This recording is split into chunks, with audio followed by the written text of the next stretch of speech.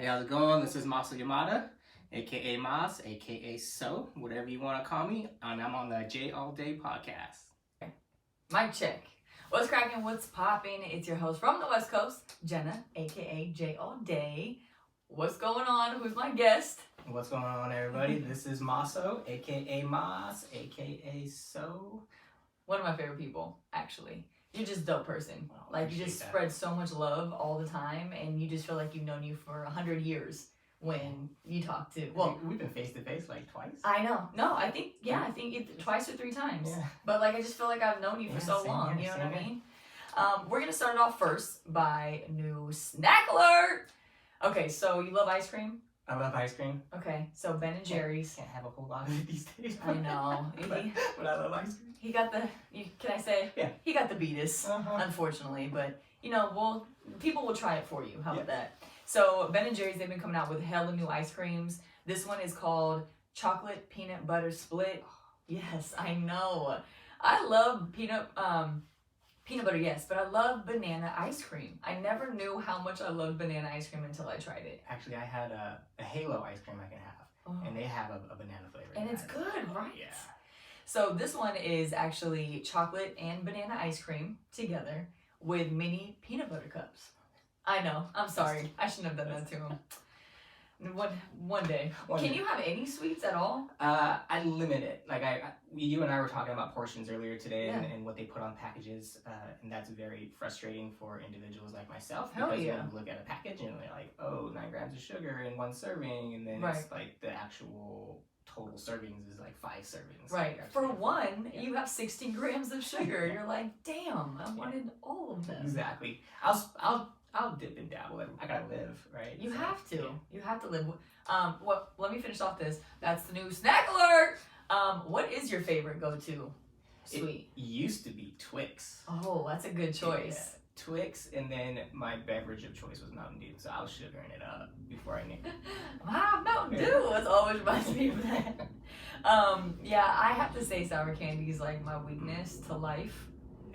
So I feel you. I might not have diabetes, but I don't want it either. So that does run in my family, unfortunately. Gotta be careful. You do. You gotta be hella careful. Yeah. And it just comes. Does it run in your family? It runs in my family. Both my parents have it. Oh, okay. Yeah.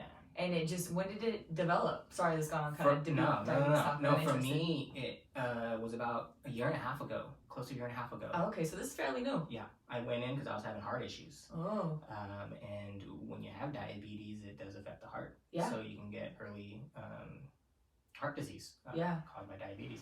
So then when they ran my blood sugar, they were like, we need to put you on insulin. Oh, shit. I said, no, you don't, because I never knew I was diabetic. Yeah. So it took me a little while, and every time, people that have known me for a while but haven't seen me for a while, they're like, oh, man, you lost weight. I'm on that diabetes diet, cut all the sugar out. But, yeah. It's a damn shame, like, with food-wise, with me being vegan, I always think it's, like, so crazy how everything that you eat has milk in it. Mm-hmm. Like, I'll be eating some chips or something, or I'll want to eat some chips, and I'll look at the ingredients, and I'm like, the fuck? Yeah. Why does, shit, it's not even like cheddar chips either. It will be like some random stuff where it's like milk products, and I'm like, why do you need milk to make this shit? It's crazy. It is so crazy. And for you to be conscious, I'm not vegan, but I have mad respect. A youth that I work with, he went to Kenya, came back. Before he left to Kenya, he wasn't vegan, came back vegan. And it was hard to properly make sure that he had food. But the discipline to be vegan. Oh yeah. And the education that it takes to be vegan. Props. It's rough. Yeah. It really is rough. And I'd be lying if I said I didn't cheat every now and then. I do it for a lot of different reasons. Yes, health being one of them. Mostly because of the animals. I eat eggs, right? I eat eggs. A lot of vegans don't. But I also have friends with chickens. And when they get eggs, it doesn't hurt them. It's either they take the eggs away or they just go bad. And the chicken or the hen doesn't want anything to do with them or whatnot. So I'm probably gonna get some angry vegans about this, but I don't buy them from the store. Oh. Like, I'll get them from somebody who has a farm. Yeah. That makes me feel better because then I'm not actually giving money to these people that are abusing animals. Yeah. But I think that's the hardest thing for me. And prepping things. Like, I'll have an easier time. Say I do eat meat, I'll eat meat if it's prepped for me, but I can't prep it. Okay. Like everything that I've learned now, I tried not too long ago to prep some chicken for somebody, and I was like, oh, like I couldn't do it. Everything was, I saw the little feathers and I saw the little flaps, and it just fucked me up, you know? Knowledge is powerful, right? So powerful. When you realize those type of things, it really can affect the way you're living your life, you know. But if you don't have to go through the process is just as important as the product. That a lot of people don't realize. Right. People just see the product and they can eat the product, but if they have to literally go through that process, they may never eat that product. Yeah, if you have to go and kill an animal, skin an animal, would you still eat meat? That's the question, right?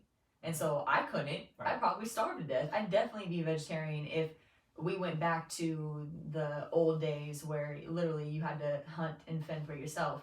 But there's just so much mass production of meat. It just makes me sad.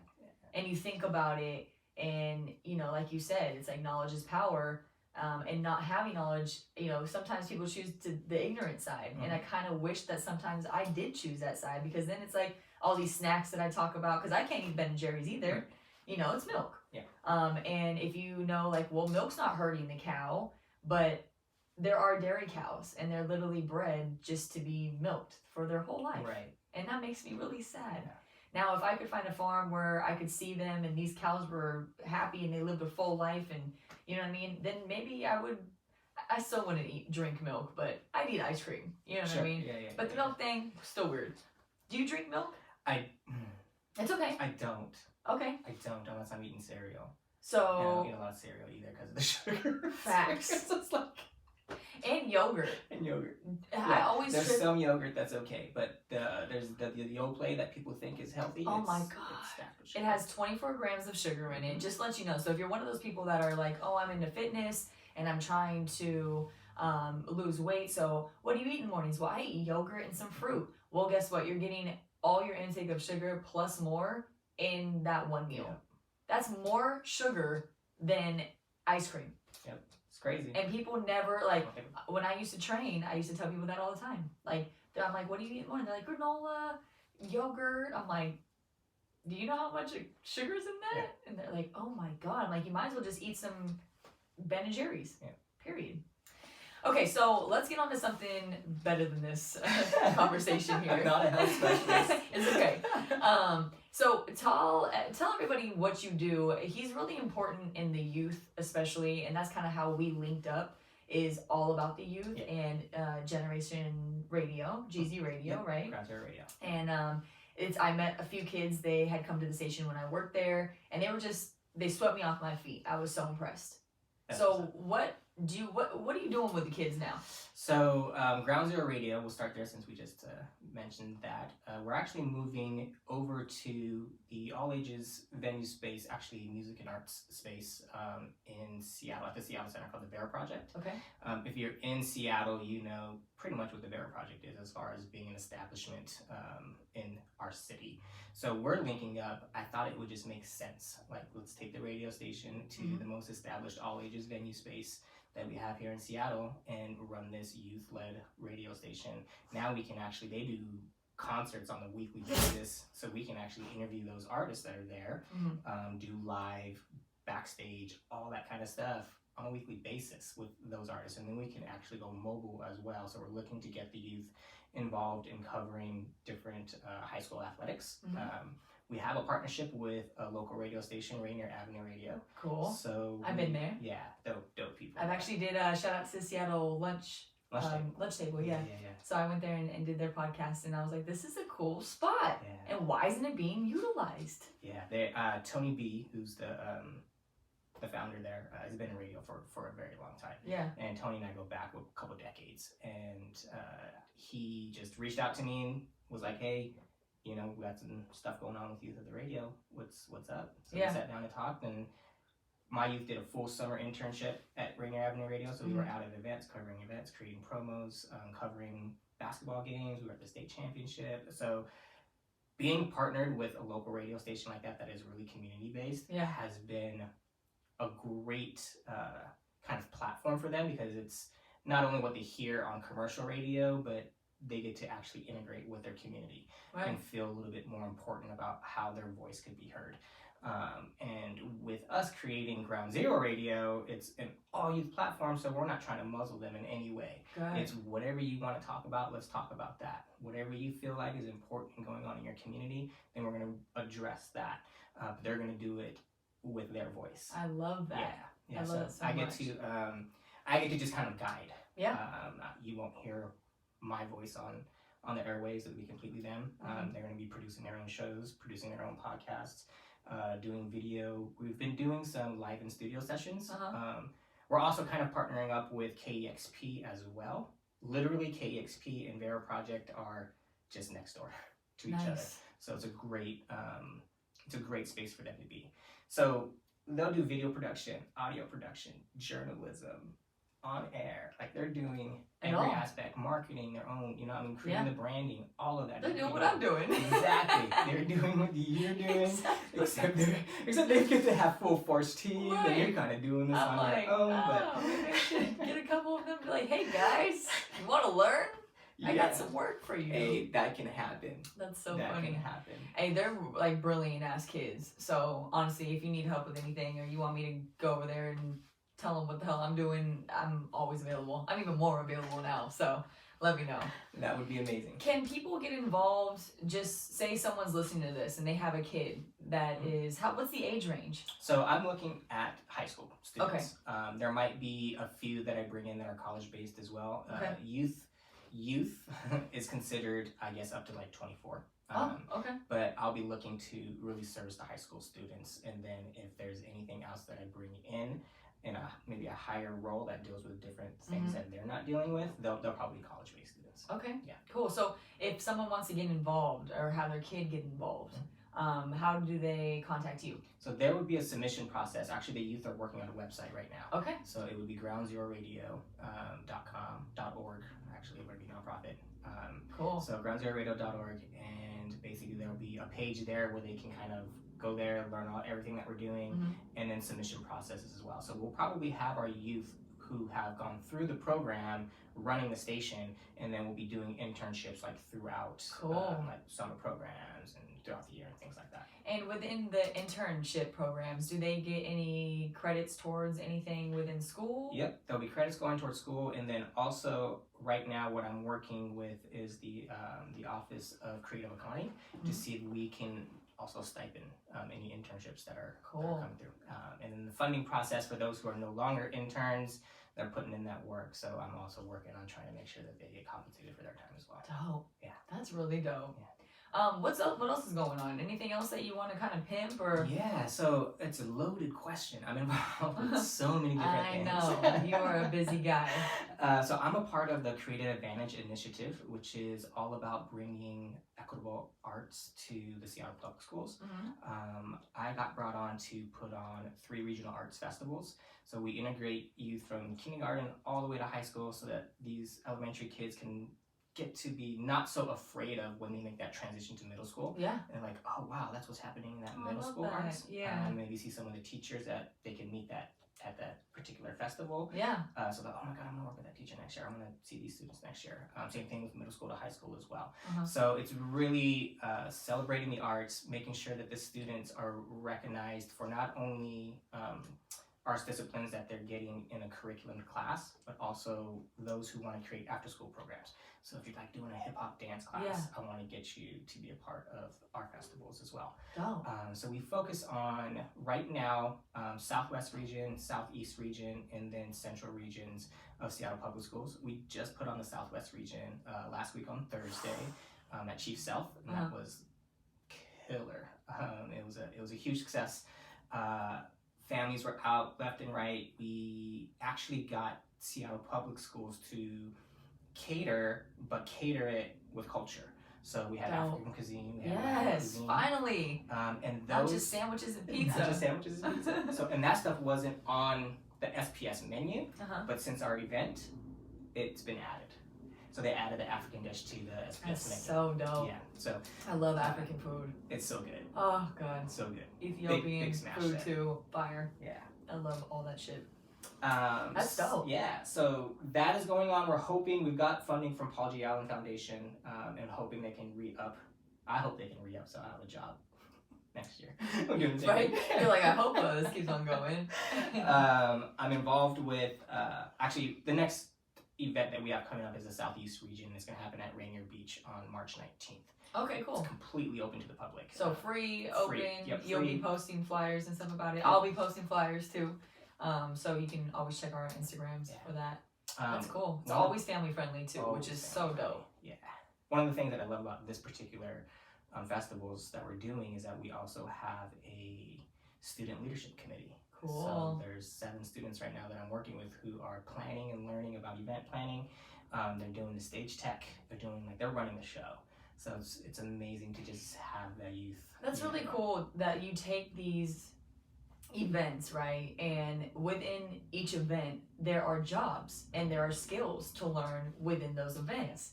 And instead of having people just do it and have kids just perform or be at the event, you have them do what you would hire people to do. And I think that's so important. Like, I remember when I was in college, and how I first got into radio was somebody was like, oh, there's internships. And I was like, what's an internship? I didn't know, you know what I mean? And someone was like, oh, as long as you have college credit, like you can go in and work. And I'm like, really? Like that easy?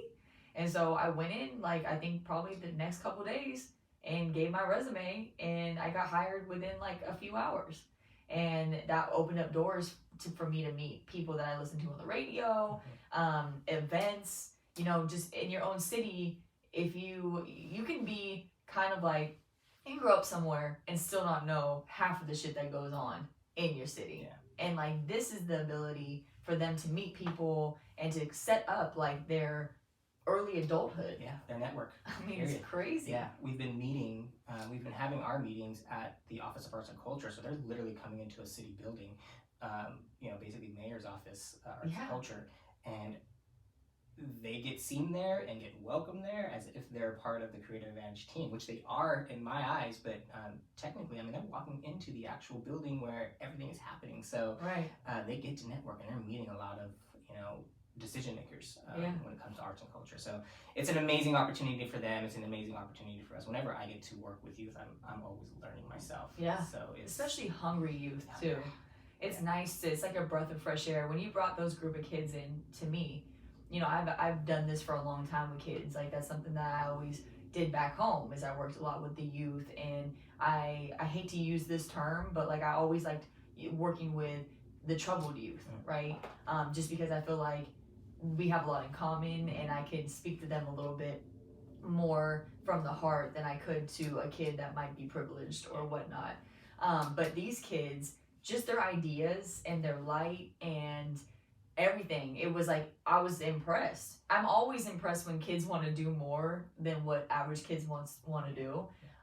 But these kids, it was just something different. Like, they just made me feel good about the future. Like, to tell you the truth, I was like, oh, thank God. There's some kids with brains out there, you know what I mean, that want to put them to good use. And so, just, kudos to you for just, you are part of that mold. Yeah. So just so you know, whenever you have doubt, you are part of their movement. I appreciate that. And that's what I think keeps a lot of people going. Especially when you deal with some kids with some attitudes. Because you know that they got them. For sure. For sure. And I think a big thing about it, like you said, though, is for them to want to actively engage. Yes. Every youth, and I'm going to say this, every youth wants to actively engage. They just don't know how, and they just don't feel supported that they can. Yeah. Once they're given that support, and once they're given guidance, you'll see some of these youth that you feel like never wanted to get involved in anything in their life be the most active in what you're doing. Right. They just don't get that opportunity, or feel like they don't deserve that opportunity. Yeah. But when you have somebody, and this is what I've, it's a purpose of mine to make sure that any elite youth that comes across my path, that they realize that. I don't want them to be nostalgic, because that's not who they really are. Right. It's just it's what everybody else perceives them to be, so they begin to think that they are. Right. And they're comfortable. And they're comfortable being that way, because they don't, as a kid, growing up is scary, It's like, even me being in my adulthood, it's like, I don't even know how they handle high school and middle school at this point. that we live in when it comes to, you know, social media stuff. Like, and people that are listening that have kids, you know, every attitude, yes, it's hormones, but there's also an underlying situation that's going on. If, you know, your kid and you are butting heads or whatnot, like, just talk to each other. Like, that's all you can really do. And if they don't want to talk to you, then find somebody that they can talk to. Because I think that for me, you know, a lot of times when I was growing up, I was an angry teen, but it was because I was dealing with friends doing bad things to me, or my boyfriend cheating on me, or me feeling like I wasn't good enough, or wasn't pretty enough, or wasn't thin enough. Like, there's all of these things that even the people that look like they got the right head on their shoulders are still suffering from insecurities, you know? And as long as I think those kids know that you also suffer from insecurities, that's where that common ground of being like, hey, like, you're like me. But I feel like there's like a switch with parents sometimes, and you forget everything. And I don't have kids, so I don't know what it is.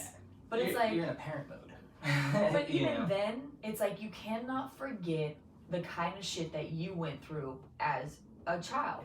You cannot forget that. And even though you want your kid to do better and be better, you know, you also put a lot of stress on that child in unconsciously knowing way. Some conscious, yes, but you know, and I just think that it's important just to talk about shit. Those same kids that never say a goddamn word at dinner are the ones that are like on Instagram, on Snapchat, DMing, talking, doing the most, you know? So I never put it past any kid. And I also, because I was one of those bad kids, I can point a bad kid out, like, and not saying bad in a bad way. I know it's kind of contradicting, but just kids that you could say that don't give a fuck. You know what I mean? Kids that they don't have any fear of what's going to happen, and it's because they're so angry about something inside. So I've always wanted to open up a community center kind of like this, where it's like you're able to put something positive in their hands and have them take their minds off of whatever's going on in their personal life and like direct it towards something else, learning an instrument, rapping, dancing, radio, producing, so many poetry, you know what I mean? So many things. You just got to find out what your child is into. You know? So you talking about community center. So one of the nonprofits that I started is called Project You Can, which is basically to really establish a you can mentality. Not only in youth but in adults as well. There's so many people who walk this earth like, oh, I want to do that, but I don't have the time. Oh, well, I wish I could do that. Shit, I've been one of those people. It's like you can. So we're establishing basically the foundation for you. So if you say that you don't have time for something, here, I'm gonna show you how you can create that time. Right. And we have a youth program added to it now that's called Project Youth Can. So Juan, you met Juan. He was he's the one that actually stays in my brain all the time. He coined that. I was like, I need a name. And he's like, Project Youth Can. I was like, dope. That's so good. He's so brilliant. This kid is like beyond brilliant. He's always in my head. Every time I see you, for some reason, I think of him. And it's because I think he impressed me so much. I'm like, bro, when you get big and famous, like, don't forget about me. He's one. He's definitely one for sure. But what we do with Project Youth Can is that we focus on civic engagement, so community service. And then we also do career prep, college prep, and then community outreach. So they're actually out there in their community, not just doing service projects, but getting their community involved in the things that they're doing. Right. So like next week we're gonna go. I mean, we did career opportunity when we went to the radio station. So doing visiting local businesses so they can learn about the operations and what it takes to work there, that kind of stuff. So that is in effect. So that's another thing that I do. I also work with an organization called the Melodic Caring Project. I've been in music for 2 decades, so I've been an artist manager for 2 decades. I've kind of backed off of the management side of things when I got involved with this organization. So they stream live music to kids in hospitals. And then during those concerts, they're given a list of names of kids that are watching. So they'll give a shout out from the stage. Cool. So they'll be like, hey, Jenna, we're thinking about you. Stay strong. This is songs for you. So that the kids in the hospital. That is amazing. Like, regardless if they have family, they feel alone from the outside world. It's just scary. They're just, they've been in a room for so long. So when they get that shout out and they're watching the Hell show, yeah. it just does so much for them. That's amazing. Yeah. So I've been able to take it a step further. So I also do the volunteer coordination for them, but I take artists into the hospitals as well. So we actually go and see the kids in the hospitals. They sing to the kids in the hospitals. So we do a little bit more direct face-to-face. That is so cool. With the kids too.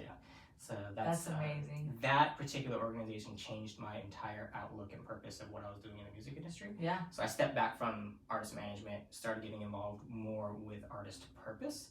So I can't meet an artist and not tell them that, hey, what you're doing is amazing from the standpoint of creation, but at the same, you have like this ability to heal that not every human does. So they're superheroes, you know. Yeah.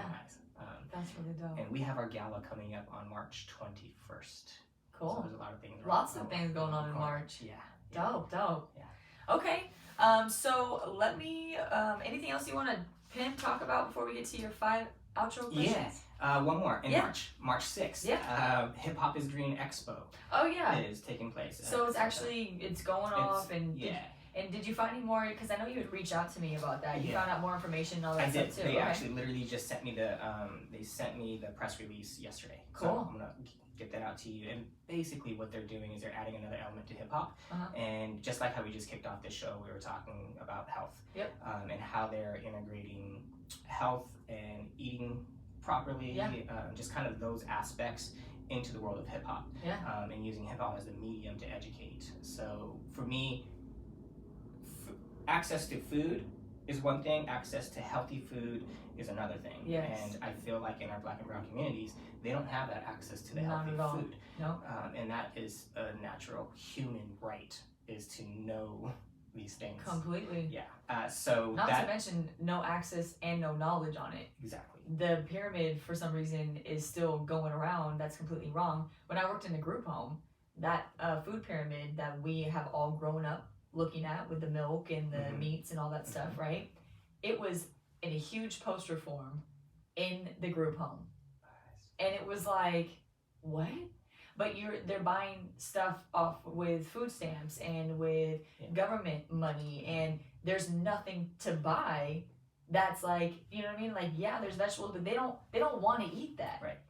So it's like, it used to like drive me crazy because they'd have cinnamon rolls and like cookies and mac and cheese and shit like that. But it was kind of like, okay, guys, like, what are we eating? And if the salad was like in a bag with ranch, you know, it's like, come on. I just want them to know that at least it's wrong. Like I see people every day post healthy food and quotations, healthy food on their Instagram. Like, yeah, I'm trying to be healthy and do this, but it will be like something like iceberg lettuce and ranch dressing or Caesar dressing. And it's like, what are you doing? Go get a burger. You might as well. Yeah. But people don't put 2 and 2 together, and it's because of the lack of knowledge, and it's because of what we see on TV and what we're taught. Yeah. It's the same thing with, you know, Black history. All this white history shit that we learn is bullshit. Yeah. And so it's like we pretty much have lived a whole lie for so long just so the government can benefit off of it. Yeah. But I feel like our youth right now are really beginning to go out. I mean, there's so much accessibility in their hands right now with what they can research and find, and they're doing that. I'm working with these youth that are just like fucking powerhouses. Yeah. Things that they are advocating for, the knowledge that they're seeking is. I was just telling one of my youth, like, this is the most exciting time that I've ever been involved in youth development. It's just. Yeah. I get chills every time I work with these youth and I talk with these youth. It's the most exciting time because they're beginning to realize, like, what I have to say matters. Yeah. You know? And I can make a difference. I love that. I love that so much. I'm excited for that March 6th thing. Say what it is again one more time. It is the Hip Hop is Green Expo. So you can actually go to hiphopisgreen.com and find more information there about it. So there's going to be people there that are doing, there's professional chefs who will be cooking up vegan dishes where, you know, there's going to be some food tastings. There'll be people that are actually doing on-site fitness Cool. classes there too. So yeah, it's gonna be on some hip hop performances as well. That's so. dope. And it's not free, right? It is free. So you're doing 3 sessions. They're doing a session is for students in the morning, doing a session for families, and then the evening session is basically open to the community. Cool. Yeah, and it's happening at the Seattle Center, so Fisher Pavilion. Okay, dope. Local, easy if you're a vegan, if you care about your health, if you care about hip hop, like that is something Turn out. Definitely to show up to. Okay, so I have my 5 outro questions for you. First thing you do when you wake up. That routine has changed. It used to be check emails, and then I started to begin to really talk about my mental health a little bit more to myself. Okay. So the first thing I do now is I roll over and do 10 push-ups, 20 sit-ups. Let's talk about stuff. What's your favorite cereal? I know we talked about you, but if you could eat it whenever you wanted. I was gonna hop on here and say Raisin Bran. don't you goddamn dare. I don't care if you got diabetes or not. No. It's just stuck in my head from Silver Linings Playbook. Did you ever see that movie? Oh man, you gotta watch that movie. They were in a diner and she orders a tea and he orders Raisin Bran and he's like, "Why'd you order tea?" She's like, "Why'd you fucking order Raisin Bran?" That's a good question. That's a fucking great question. Captain Crunch. Captain Crunch. Yeah. Okay, I like that one too. One thing someone would be surprised to know about you. I'm spiteful. Really? Really? Yeah. I walk around. I love that actually. Very, very positive. But if I feel like you're disrespecting me, if I feel like I'm gonna sound like a kung fu movie, if you're disrespecting my family. You disrespect me. You disrespect my family. And especially if you disrespect any of the youth and it's visible. I don't even have to know the youth. If you disrespect youth, that's not gonna go over very well with me. And if you do things that are very undermining and challenge the progression of what we're trying to do from a positive standpoint, then I'm not going to be the best person. You're not going to want to wake up seeing me because I'll do what I can to bury you. I really love that you admit that because not a lot of people would admit something like that. But coming from you, it just hits a little different because you are such a nice guy. And I think that you just don't take shit. No. I'm going to treat you super nice and kind. And once you fuck me, then it's done. Yeah. That's a lot like how I am as well. Anybody that I don't fuck with, there's a reason for it. You know what I mean? Because I like everybody to begin with. Yeah. And then something happens and I got to wash my hands with it. It's not that hard to be nice. It's not that hard to do the right thing. You know? Nope. And if you don't like whatever is going on, then you can remove yourself. Yeah. You know? Easy as that. Proudest moment. There's man. I know this is a very hard question, but I do it because it's such a hard question. And with me, God, just because I work with youth, it's a constant rotation. So it's like every year something is happening. I'm like, oh God, that'd be our hardest moment because I'm attached and I'm affiliated to it. So I've had youth who have won governor's award. They've been recognized for their excellence to community, and I'm like, oh man, super proud. Yeah. When I was a youth, I used to run an after-school program, and there was this 4th grader who, I'll say this now, but back then I didn't know from the standpoint of having to call CPS on, it's rough. living situations. But he would come to my after-school program every day, and he would talk about how his mom just never came out of her room. Yeah. So they had to fend for themselves. She wouldn't really cook them dinner or anything like that. So they're taking, those kids are, they're You said 4th grade? He's 4th grade, 9 years old, 10 years old? Yeah. So I did a program with all of the kids in that after school program.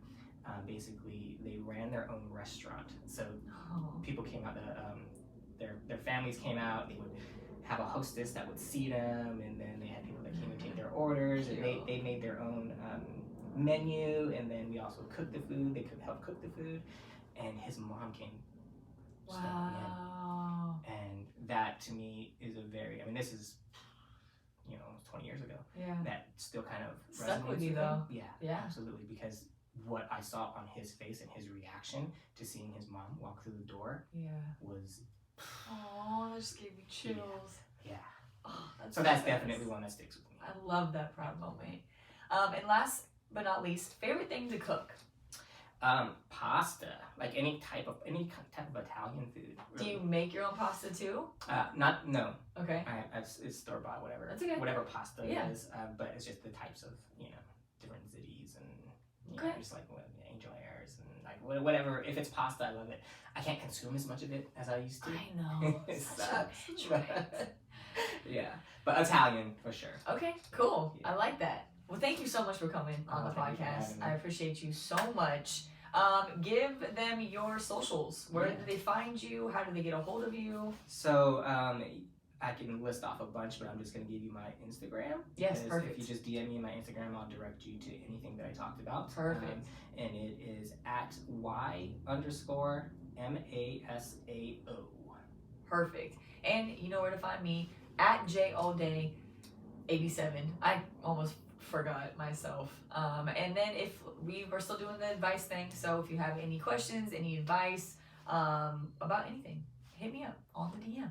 And we'll be back for the next episode. Thanks for having me. Thank you for being here. Peace.